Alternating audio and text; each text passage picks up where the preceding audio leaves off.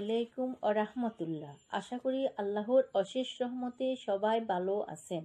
আমিও ভালো আছি আলহামদুলিল্লাহ। আপনাদের সবাইকে আমার ড্রিম চাইন চ্যানেল থেকে আরও একবার স্বাগতম। তো ভিউয়ার্স, আমি মূলত আপনাদেরকে আমার এই চ্যানেলে স্বপ্নের বিভিন্ন ধরনের তাবিজ জানিয়ে দেব। তো ভিউয়ার্স, তার আগে আমাদেরকে জানতে হবে একটা বিষয়, সেটা হলো স্বপ্ন কি আর আমরা ঘুমানোর সময় স্বপ্ন কেন দেখি, তবে আমরা এটার আসল সম্পর্কে জানতে পারবো। তো চলুন ভিউয়ার্স, আমরা এখন স্বপ্নের ব্যাখ্যায় চলে যাই। আর আমরা মূলত যখন রাতের বেলায় স্বপ্ন দেখব আর স্বপ্ন দেখে যখন আমাদের চোখ খুলে যায়, অর্থাৎ স্বপ্ন যখন আমাদের ভেঙে যায়, তখন আমরা যদি ডান কাত হয়ে থাকি তাহলে সেই স্বপ্নের ফলাফল যদি ভালো হয় বা স্বপ্নের ফলাফল অধিকাংশ ক্ষেত্রে সত্য হয়ে থাকে। আর যদি বাম কাত হয়ে থাকি তাহলে সেই ক্ষেত্রে আমরা কিছু থুতু ছিটিয়ে দেব। ওই স্বপ্ন শয়তানের পক্ষ থেকে আসে আমাদেরকে ভয়ভীতি দেখানোর জন্য। অর্থাৎ ডান কাতের স্বপ্নগুলি বিশেষ করে স্বপ্নের ফলাফল শুভ হয়ে থাকে বা ভালো হয়ে থাকে, সেটা আল্লাহর পক্ষ থেকে আসে। আর বাম পক্ষ হয়ে, অর্থাৎ যত আমরা বাম কাত হয়ে থাকি যখন স্বপ্ন ভেঙে যায় আমাদের, তখন আমাদেরকে বুঝে নিতে হবে এটা শয়তানের পক্ষ থেকে আসা আমাদেরকে ভয়ভীতি দেখানোর জন্য। সেই ক্ষেত্রে আমরা বাম সাইডে একটু থুতু ছিটিয়ে দেব। আবার আমরা ডান কাত হয়ে সূরা পড়ে আল্লাহর নামে বিসমিল্লাহ বলে ওযু করে সূরা পড়ে বা 2 রাকাত নফল নামাজ পড়ে আমরা আবার ঘুমিয়ে যাব। আমরা আসলে ঘুমের মধ্যে যে স্বপ্নগুলো দেখি এর কিছু অংশ মহান পাক আল্লাহ রাব্বুল আলামিনের কাছ থেকে আসে, আর কিছু অংশ আসে শয়তানের পক্ষ থেকে মানুষকে ভয়ভীতি দেখানোর জন্য। আর রাত 12টার পর থেকে আরম্ভ করে ফজরের সময় পর্যন্ত যে স্বপ্নটা আমরা দেখি, মূলত ওই স্বপ্নের অধিকাংশ ফল সত্য হয়ে থাকে। স্বপ্ন দেখে যাকে তাকে বলা ঠিক না। ফরেজগার, দিনদার ও যে স্বপ্নের তাবির বোঝে তাকে বলা উচিত। তা না হলে যে কোনো খারাপ লোকের নিকট স্বপ্ন বর্ণনা করলে সে না বুঝে ওই স্বপ্ন নিয়ে যদি কোনো ঠাট্টা বিদ্রূপ করে বা কোনো খারাপ মন্তব্য করে, তাহলে স্বপ্নের ফল ভালো হলেও খারাপ হয়ে যাবে। তাই আমরা স্বপ্নের ব্যাপারে সবসময় সতর্ক থাকব। আজকে আমাদের স্বপ্নের ব্যাখ্যা হচ্ছে স্বপ্নে 3টি স্বপ্ন দেখলে আপনি বুজুর্গি লাভ করবেন। তো চলুন ভিউয়ার্স, আমরা জেনে নিই 3টি স্বপ্নগুলো কি কি। প্রথমত, আপনি যদি স্বপ্নে গাভী দেখেন, অর্থাৎ দুধের বাছুরালা গাভী স্বপ্নে দেখেন, তাহলে আপনি বুজুর্গি লাভ করবেন। স্বপ্নে গাভী দেখার অর্থ হলো 6টি। এই 6টি কি কি আমি আপনাদেরকে জানিয়ে দিচ্ছি। 1 নাম্বার হচ্ছে ক্ষমতা, 2য় নাম্বার হচ্ছে বুজুর্গি লাভ, 3য় নাম্বার হচ্ছে মাল, 4র্থ নাম্বার হচ্ছে রাজা, 5ম নাম্বার হচ্ছে নেকি, 6ষ্ঠ নাম্বার হচ্ছে শুভ বৎসর। অর্থাৎ যে বছরে আপনি গাভী দেখবেন সেই বছরটা, অর্থাৎ শুভ বছর, পুরো বছরটা আপনার ভালো যাবে। আর বুজুর্গি লাভ হচ্ছে আপনি স্বপ্নে গাভী দেখলে আপনি আল্লাহওয়ালা হবেন, আল্লাহ তাআলার প্রিয় পাত্র হবেন। আর রাজা, অর্থাৎ আপনি বড় ক্ষমতাবান হবেন, ক্ষমতা পাবেন, আপনি রাজা হবেন, বড় কোনো চাকরিতে অধীনস্থ হবেন, অর্থাৎ যদি আপনি চাকরিজীবী হয়ে থাকেন। আর হচ্ছে মাল, অর্থাৎ সম্পদ। গাভী দেখা মানে আপনি সম্পদ, মালামাল, টাকা পয়সা আপনার হাতে আসবে। এই 6টি গাভী দেখার যে 6টি অর্থ, 6টি অর্থই খুব ভালো এবং লাভজনক স্বপ্ন। অর্থাৎ এটা দেখা মানে আপনার জন্য শুভ কিছু ইঙ্গিত করে। আল্লাহর ওলি হবে, বুজুর্গি লাভ করবে এমন 2য় স্বপ্নটি হলো স্বপ্নে উঠতে দেখা। আপনি যদি স্বপ্নে উঠতে দেখেন তার ব্যাখ্যা কি হবে সেটা আমি আপনাদেরকে এবার জানিয়ে দিচ্ছি। স্বপ্নে উঠতে দেখার ব্যাখ্যা 5 রকম হয়ে থাকে। প্রথমত বুজুর্গি লাভ, দ্বিতীয়ত সফরে যাওয়া, অর্থাৎ কোথাও আপনি বেড়াতে যাবেন, 3য় নাম্বার হজ করা, 4র্থ নাম্বার অবস্থার পরিবর্তন, এবং 5 নাম্বার ব্যাখ্যা হলো আল্লাহ না করুক তার এমন কোনো ব্যাধি হতে পারে যেটা হলো মরণ ব্যাধি, এটাই আসতে পারে তার জীবনে। তো এই 5 প্রকারের ব্যাখ্যা হলো, প্রথমত হলো উঠতে দেখা, অর্থাৎ উঠতে দেখা হলো বুজুর্গ লাভ, যেটার প্রথম অর্থ। দ্বিতীয়ত হচ্ছে সফরে যাওয়া, অর্থাৎ আপনি এই স্বপ্ন দেখলে সফরও যেতে পারেন, কোথাও বেড়াতে যেতে পারেন, কোথাও থেকে ঘুরে আসতে পারেন। তৃতীয় নম্বর ব্যাখ্যা হলো হজ। আপনি যদি স্বপ্নে উঠতে দেখেন তাহলে আপনার হজ নসিব হতে পারে, আপনি হজ করতে পারেন, হজ করে আসতে পারেন, আল্লাহ তাআলা আপনার নসিবে হজ লিখতে পারে। 4 নাম্বার হলো আপনার অবস্থার পরিবর্তন হবে, অর্থাৎ আপনি যদি এখন ধনী হয়ে থাকেন আপনি গরিব হয়ে যাবেন, আপনার টাকা পয়সা কমে যাবে। আর যদি আপনি অনেক ধনী গরিব হয়ে থাকেন, অনেক গরিব আপনার জন্য অবস্থা, তাহলে আল্লাহ পাক আপনাকে ধনী করে দেবে।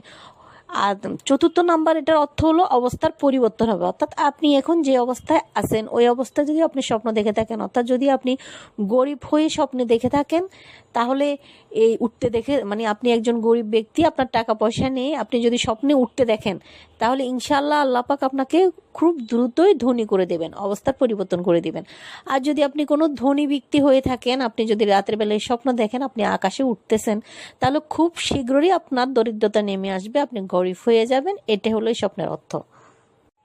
5 নাম্বার ব্যাখ্যা হলো কঠিন রোগ ব্যাধি, অর্থাৎ আপনি যদি কোনো সুস্থ ব্যক্তি, আপনি যদি স্বপ্নে দেখেন যে আপনি আকাশে উঠতেছেন তাহলে আপনার কঠিন রোগ হবে, অসুস্থতা হবে, এবং কি আপনার এই রোগে আপনাকে মৃত্যু পর্যন্ত পৌঁছায় দিতে পারে। এটা একমাত্র আল্লাহ পাক ভালো জানেন। আর এই স্বপ্নের অর্থটা এরকমই বোঝানো হয় যে আপনি কোনো সুস্থ ব্যক্তি যদি আপনি এই জিনিসটা দেখেন যে আপনি আকাশে উঠতেছেন তাহলে আপনার অনেক রোগ ব্যাধি হবে এবং শেষমেশ আপনি অসুস্থ হয়ে মারা যেতে পারেন। আর যদি কোনো অসুস্থ ব্যক্তি যদি আপনি আকাশে উঠতে দেখেন নিজেকে, আপনি রোগী মানুষ, অসুস্থ বিছানায় পড়ে আছেন, কিন্তু আপনি যদি আকাশে উঠতে দেখেন নিজেকে, তাহলে ইহার তাবির এটা হবে যে আপনি সুস্থ হয়ে যাবেন, আল্লাহ পাক আপনাকে সুস্থ করে দেবে এবং আপনি ভালো হয়ে যাবেন, আপনার দীর্ঘায়ু লাভ করবেন আপনি। তো আমরা ভালো স্বপ্নগুলো দেখলে বরাবরই আল্লাহ পাকের কাছে শুকরিয়া আদায় করব, 2 রাকাত নফল নামাজ পড়ব।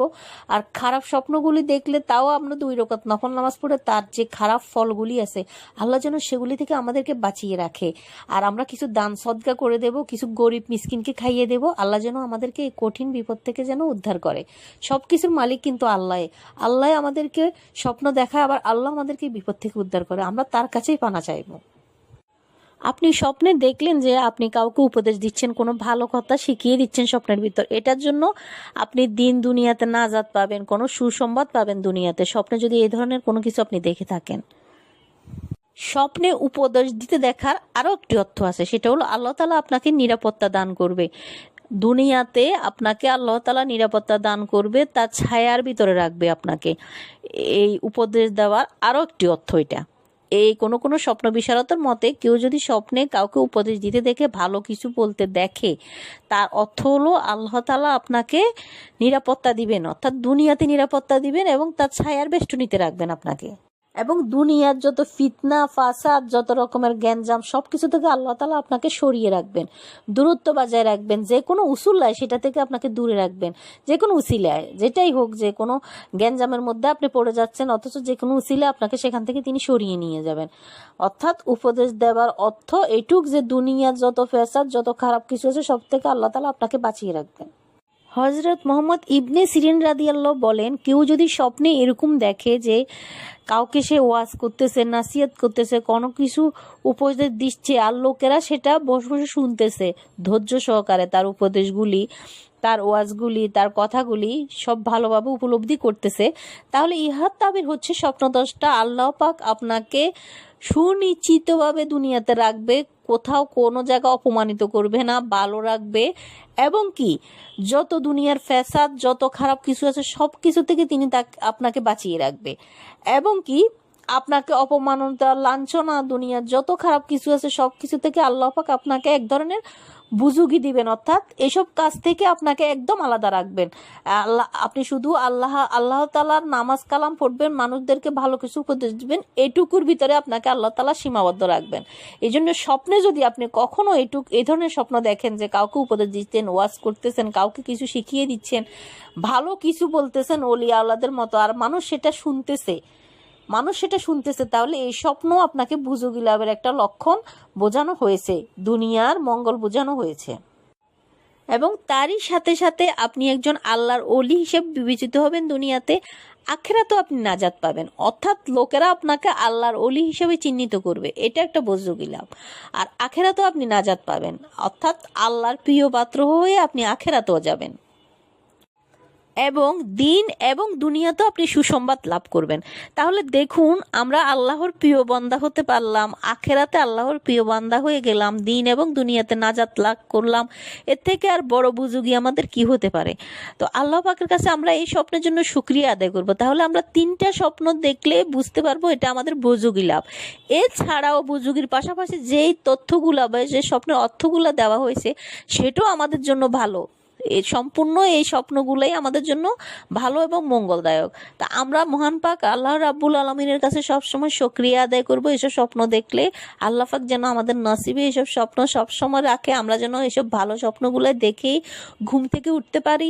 আল্লাহ পাকের কাছে আমরা সবসময় এটাই প্রার্থনা করব, খারাপ এবং শয়তানের স্বপ্ন থেকে যেন আমাদেরকে আল্লাহ পাক দূরে রাখে, শয়তান যেন আমাদেরকে ভয় ভীতি না দেখাতে পারে। এটার জন্য আল্লাহর কাছে আমরা বেশি বেশি করে দোয়া চাইবো।